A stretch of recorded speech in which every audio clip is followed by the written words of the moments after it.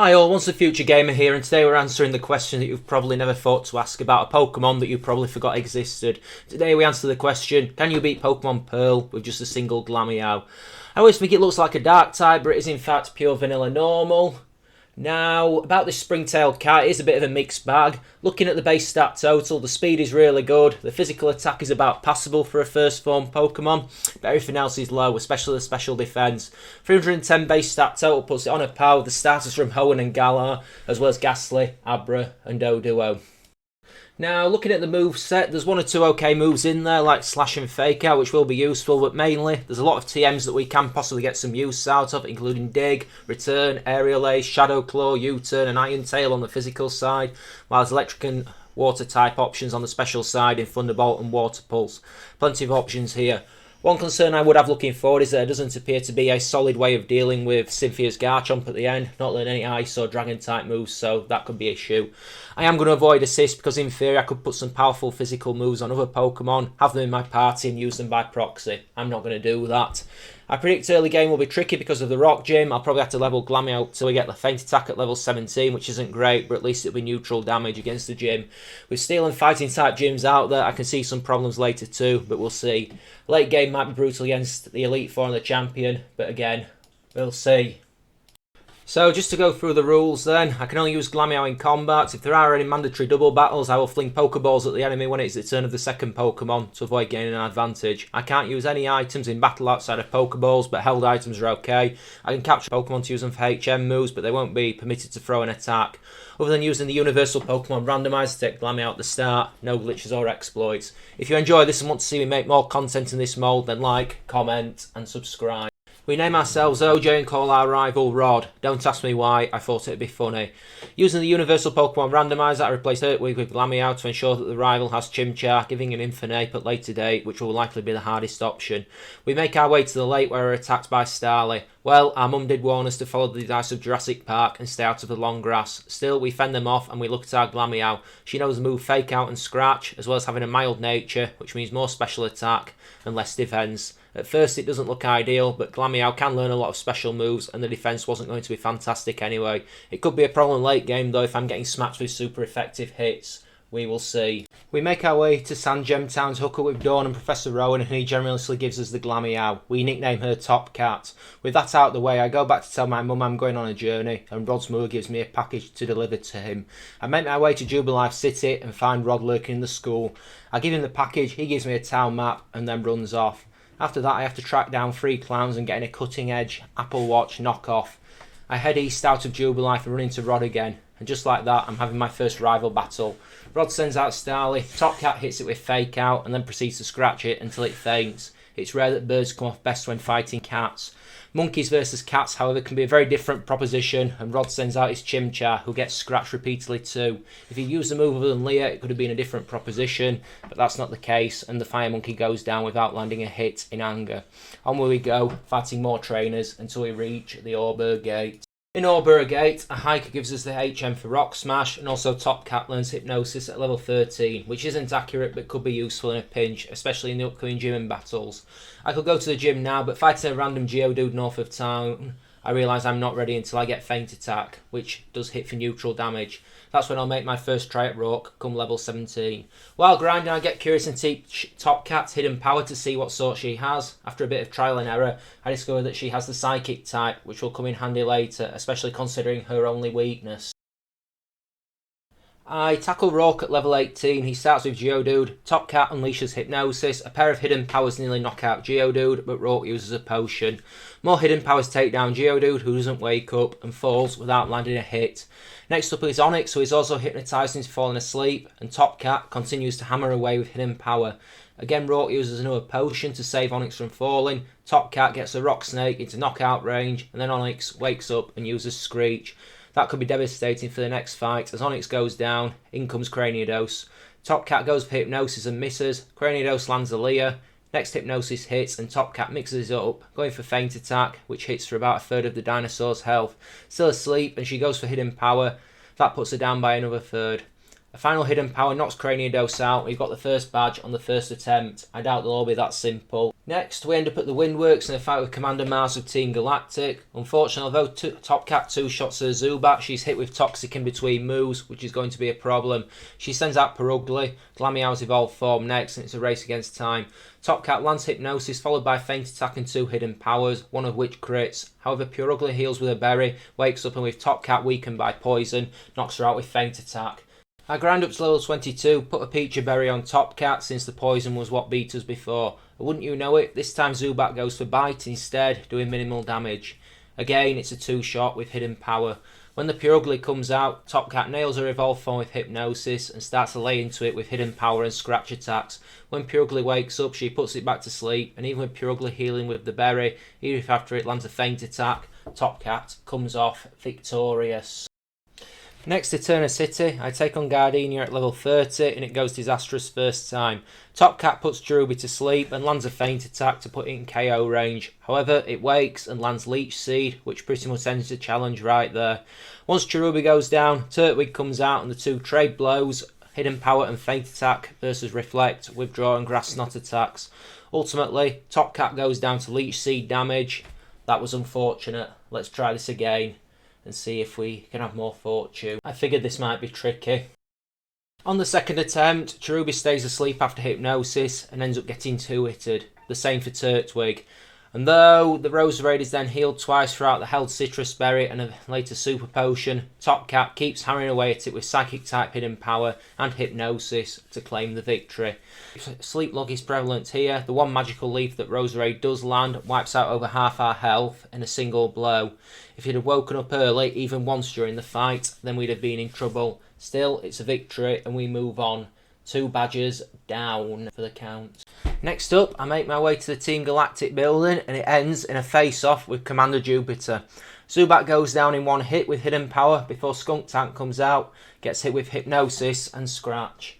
It wakes up and lands Smoke Screen before a second Hypnosis misses Poison Gas, and a third Hypnosis lands before I scratch it until it goes down. In Half Home City, Rod shows up and challenges me. Largely unwise idea on his part, it's pretty much a one-shot sweep with my new Slash move. Only Weasel gets a quick attack off, leaving Top Cat on top. Now, I'm not looking forward to the fighting gym, still I have a plan. In Veilstone City, I get the coin case and the silk scarf from the game corner to boost the power of Slash. Also, I go to the route south of the city and get the TM for Dig, using it to replace Hidden Power. We struggle against Steel types. Against Mylene, it went well. Meditite was a one-shot with Slash. I put Machoke to sleep with Hypnosis at the second attempt, it only getting a Foresighting in retaliation, before I laid it out with 3 Slash attacks. Mylene did heal it with a Hyper Potion, though. Finally, Lucario went down to a single dig attack. That might be the easiest Mylene fight I have ever had. Next up is Crash Awake, and originally I wasn't worried about this. However, I later remembered his Gyarados and Intimidate, which might leave me in bad shape for the rest of the fight. First fight goes badly, Top Cat misses Hypnosis, Gyarados lands Swagger. Hitting herself twice in confusion and taking a Dragon Rage to the face defeats Top Cat. That was unlucky. I don't think this is impossible. We're going to go for a sneaky tactic this time. I've got a Persian Berry in my bag, so we'll see if we can bluff him. Getting hit by Swagger will mitigate the problem with Intimidate. However, the worst thing about wiping here is having to do the water puzzle again. It brings back Ocarina of Time flashbacks of having to raise and lower water levels. But at least I've not got to play an Ocarina while doing it. The second time we fight, Wake doesn't use Swagger, and although Top Cat takes down Gyarados and Quagsire, she's beaten by Floatzel.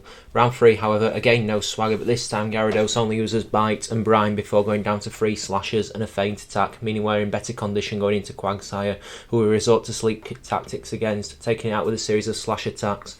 Finally is Floatzel, and Top Cat is capable of hitting it for 2/3 of its health. Floatzel attacks with that tank, and despite healing with a Citrus Berry, it goes down. 4th badge in hand. When we're finished with the gym, we have a fight with our rival when we try to chase a Team Galactic grunt away who's acting suspiciously. Other than Monferno and Weasel landing priority Mach Punch and Quick Attack moves respectively, it's a one-shot sweep with little comeback. Easy rival fight. Let's move on to the next part of the game. Next up is Gym 5 and Fantina, and both Slash and Dig are useless here. One of her Pokemon is part Flying type, the other two are Levitate. However, it went really well. Drifblim was a 2-shot with Feint Attack, retaliating only with Gust. When the second attack takes it down, the Aftermath ability hurts Top Cat. Next out is Miss Magius, so I go with Hypnosis before landing a Feint Attack. It puts her in red health, the Citrus Berry heals her up. The second Feint Attack knocks her out. Finally it's Gengar, I land Hypnosis again before striking Feint Attack, which puts Gengar in red health. Fantina uses a Hyper Potion, but Gengar doesn't wake up. 2 more Feint Attacks, put it down for the count. That's 5 badges. Next I go get the TM for Water Pulse, just in case. When I get to Canalave City, I have to fight Rod again. This time his Starly is evolved and hits Top Cat with Intimidate at the start of the fight. It goes down to 2 attacks, as does Heracross, though it manages to hit Night Slash. Monferno is 1-shot with Dig. Weasel and Roselia are 1-shots with Slash. Rod runs off, I'm free to head to the next gym. Before I start the next gym, I teach Top Cat Water Pulse, and given the number of Onyx that the gym trainers use, it was good. Steel types tend to have quite high physical defense. I didn't want to rely on Dig, so a special move is an option. I replaced Feint Attack. On to Byron. First up is Bronzor, and Hypnosis misses. It strikes with Extrasensory, which doesn't do much damage. Water Pulse does about 1/3 in damage, but causes confusion. It hits itself twice. 2 more Water Pulse attacks take it down. Next up is Steelix, who goes down to 2 Water Pulse attacks, but not before setting up Sandstorm. Last is Bastiodon. Hypnosis is rendered useless by the Chesto Berry. It wakes up, hits with Ancient Power. Second Hypnosis misses. It then tries to use Rest. The third Hypnosis lands. It lays asleep helplessly. Water Pulse does about 1/3 in damage. I go for Dig with it still asleep. The 4 times effective move knocks it out. Probably the toughest one here was Bronzor. I'm not looking forward to facing Lucian's Bronzong later in the game. Next, we have to take a sidetrack to face Commander Saturn at Lake Valor. His Kadabra goes down to a single Slash attack. Toxicroak survives a Dig attack and heals with a Citrus Berry before striking back at Top Cat with a Feint attack. However, it's then knocked out with Slash. Finally, Bronzor goes down to 2 Water Pulse attacks, only using Iron Defense. Then we've got a rematch against Commander Mars at Lake Verity. Golbat goes down with a Slash and a Water Pulse, striking Bite between them. Bronzor goes down to 3 Water Pulse attacks, hitting Gyro Ball and Iron Defense in retaliation. Last is Purugly, who goes down to 2 Dig attacks, crucially missing Hypnosis before being hit by the first one. If that had landed, then this could have been a drastically different fight. Before I go to face Candice in Gym 7 and see what Rod is doing at Lake Acuity in a classic example of 2 Pidgey, 1 Stone, I equip Top Cat with a Shell Bell and replace Slash with Return. She's done okay so far, but the enemy Pokemon are only going to hit harder from this point and our defense is low. First try against Candice is a loss. Top Cat takes out Snova and he detects spamming Medicham with 1 return each before Abomasnow that KOs us with Avalanche. That was unfortunate, but I believe it can be done at this level, so let's try again. The next round goes smoother. I'm a level higher thanks to a trainer in the gym I missed first time around. The worst part is having to do the ice puzzle again. Snova goes down to a single return. Medicham does the same, but thanks to it not spamming Detect, I'm almost at full health when facing Abomasnow.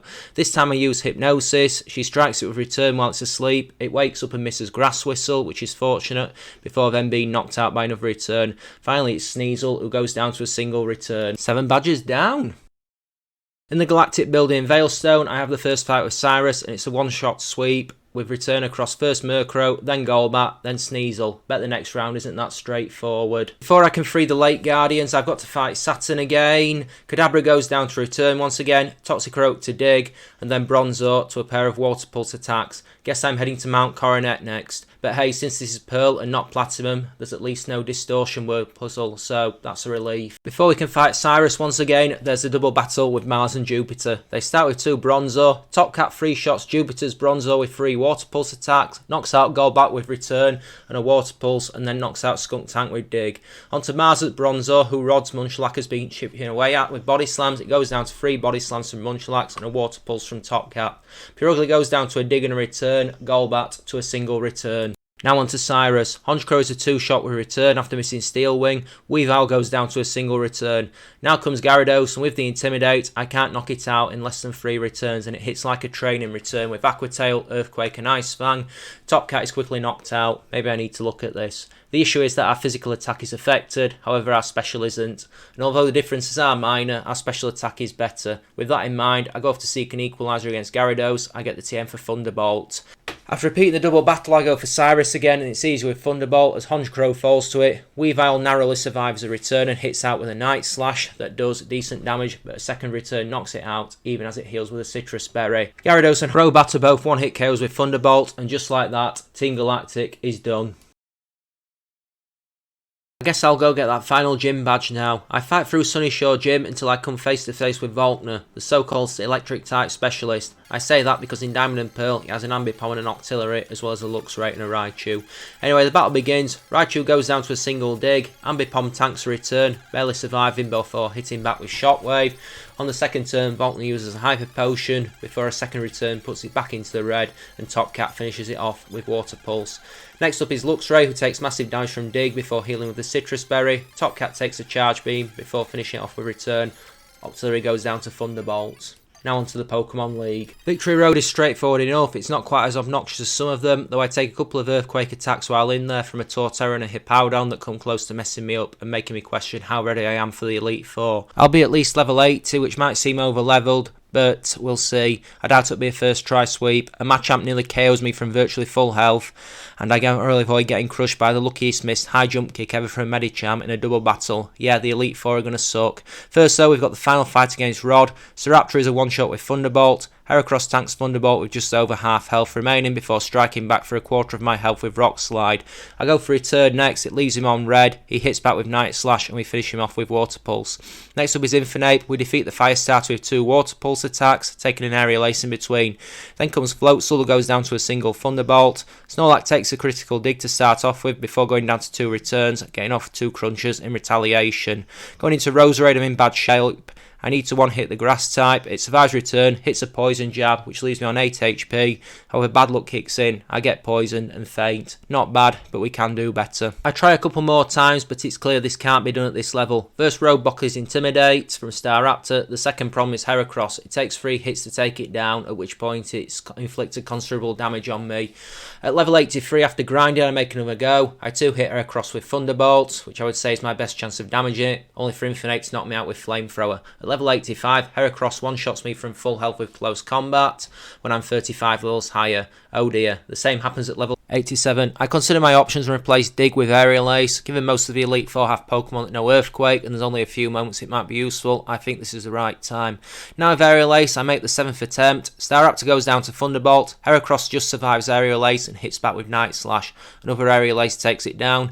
Infernape is a 2-shot with Water Pulse, crucially missing a Focus Blast which would have killed me. Floatzel is a 1-shot with Thunderbolt. Snorlax tanks a return at just above half health and strikes back with Earthquake. A crit return takes it down. Finally, Roserade goes down to a critical Aerial Ace. Phew, I'm not filled with confidence going forward. So on the screen are my stats going into the Elite Four, and it's not fantastic. Speed is good, very good. Both attack stats are somewhat middling. Defences are worrying. Double figures in both at level 87. Let's see how we do.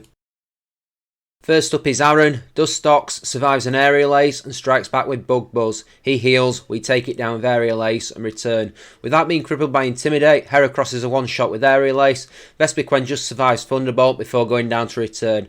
Beautifly is a one-shot with Thunderbolt. Finally Drapion. It takes just under half health with Thunderbolt and hits back with a crit Cross Poison that wipes out over half my health. I hit back with Return, it lands on red health and heals with a Citrus Berry before landing X-Scissor, which I survive comfortably and KO it with Return. That is one of the Elite Four down for the count. Next up, we have our fight with Ground Trainer Bertha, and she's part of the reason why I still have Water Pulse. Although, yeah, it goes badly. She starts with Quagsire, who puts up a Protect to avoid return damage. As the second return comes in, she switches to Sudowoodo, who takes about a 15 health in damage from the blow. It lands a Sucker Punch and survives Water Pulse before she heals. Another 2 Water Pulse attacks, and it goes down, but not before landing a Sucker Punch again. Golem is a one-shot with Water Pulse, and out comes Hippowdon. Water Pulse does over half its health in damage, however it has a berry, and taking it out is a grueling experience, involving more Water Pulse attacks and then getting tagged by an Earthquake. Worse is the Sandstorm.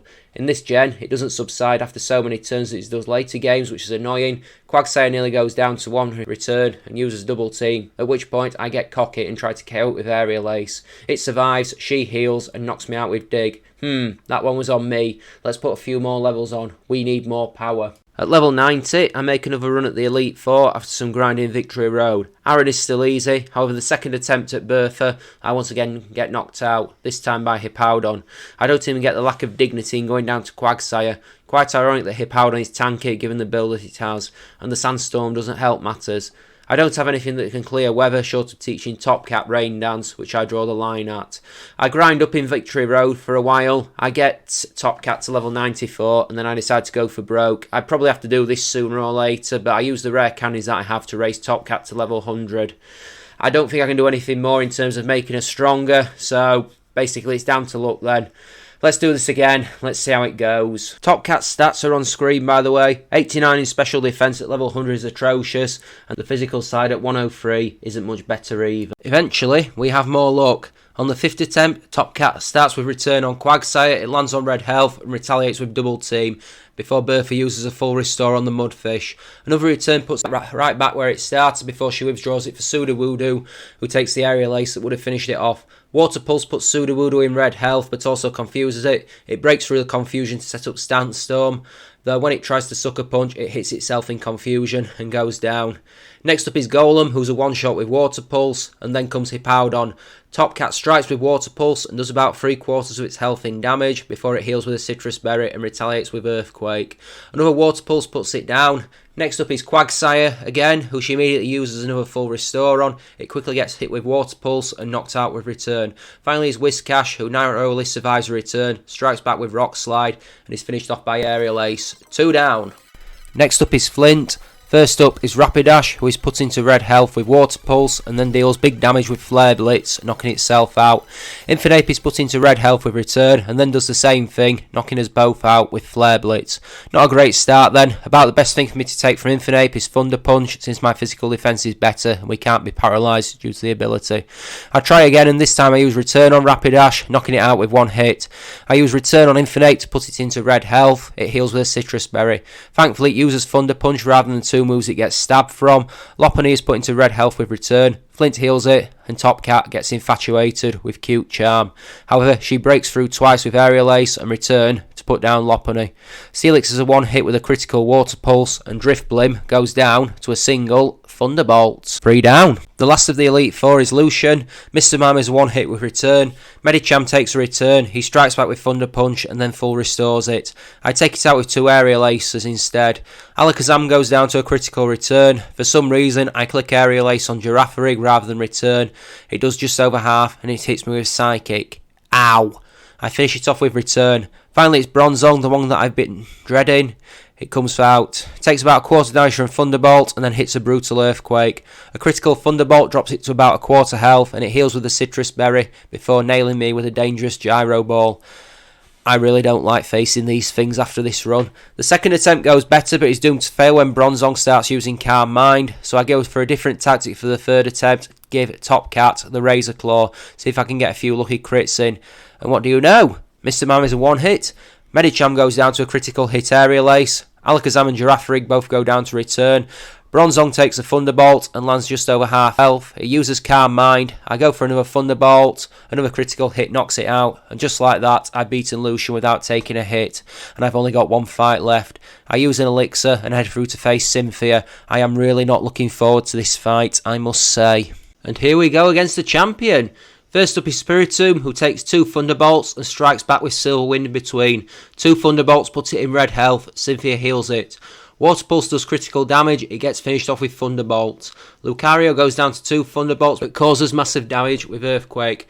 Garchomp initially takes over half damage from Return but heals with a berry, then takes Top Cat down with Earthquake. This is the reason I didn't want to keep Dig, because it'd be bad getting hit by it while underground. I put the Shell Bell back on Top Cat. I think I'll need the health boost. Even then, it might not be enough. On the 4th attempt, I managed to critical hit Lucario with Thunderbolt and survive a Giga Impact from Garchomp and free hit it with Return, only to then lose to Gastrodon. I think I'll just keep alternating between the Razor Claw and the Shell Bell, hoping for crits might be my best chance here. A dozen attempts later, with no joy, I go get the double team TM. Now, the way I see it, there's a number of issues here. One is that I don't hit hard enough to KO any of her Pokemon in a single hit without taking damage. Number 2, each of her Pokemon is capable of knocking me out in 2 or 3 hits. A lot of them have really damaging moves. 3, the Shell Bell isn't capable of restoring enough health after each blow to really make a difference. 4, the critical hit chance isn't really benefiting me. 5, Embargo from Spiritomb renders most items useless, so for me, the only real chance that I've got is to avoid being hit on the majority of the turns. The first time I try it with Double Team, I managed to get 6 off, come within a whisker of knocking out Spiritomb, and she switches into Garchomp to harmlessly take the killing jolt. I come within a whisker of knocking Garchomp out, and it somehow manages to land Dragon Rush through 6 Double Teams, a move that's historically about as accurate as urinating into a Force 9 Hurricane. It's capable of going anywhere. This seems like the best chance though. It's not a flawless strategy. Lucario has Aura Spear, but I can 2-hit it so long as it doesn't go for that. I could be fine. I keep trying with various combinations of items, including the Silk Scarf again to power up return. Often it's just not strong enough alone to one-hit some Pokemon, but with a power boost, we'll see. Eventually, I realise this isn't working and put the Shell Bell back on, and then this happens. First comes 6 Double Team attacks, during which Top Cat gets tagged by a pair of Dark Pulsers and then goes on a rampage, knocking Spiritomb out with a combination of Thunderbolt, Water Pulse and Confusion damage. Lucario takes a Thunderbolt, misses Dragon Pulse and then goes down to another Thunderbolt. Because of healing, through berries and full restores, Garchomp goes down with 4 return attacks, though it does miss Brick Break and Earthquake. My health is back up thanks to landing these blows with the Shell Bell. Next is Gastrodon, who does hit Muddy Water, but goes down to 3 returns. At least there was no accuracy drop from it. That could have been fatal. Milotic takes a return, lands Surf, which puts me on 30 hit points, and then goes down to another return. I think it has Mirror Coat, so I didn't want to take a chance with Thunderbolt. Finally is Roserade, and she goes down to a single return, at which point I go nuts and Cynthia goes down, meaning I enter the Hall of Fame. This was my first challenge, so I don't really have anything to compare it to, but it was smoother than I thought it would be. Okay, the last rival fight was hard until I changed tactics, and Cynthia was exceptionally tough. I know I had to resort to Double Team in the end, but I do not believe that I could have won without it. As previously stated, there was no way I could take hits during that fight. So yeah, that's the end of the challenge. I hope you enjoyed this. If you want to see me do more challenges in this form, then comment down below. I've got a few ideas, but I'm open to suggestions. If you're interested in more Pokemon related content from me, I'm currently uploading a randomised Nuzlocke in Pokemon X, linked to the first part at the end of the video, and a playthrough of Pokemon Fire Red Omega. Next challenge I'm doing, after a poll on Twitter, where you can find me as at OnsenG with Pokemon Black with one Mienfoo. That seems like fun. All I can say is, this has been Once and Future Gamer, and thanks so much for taking the time to watch my video. You have a great day now all.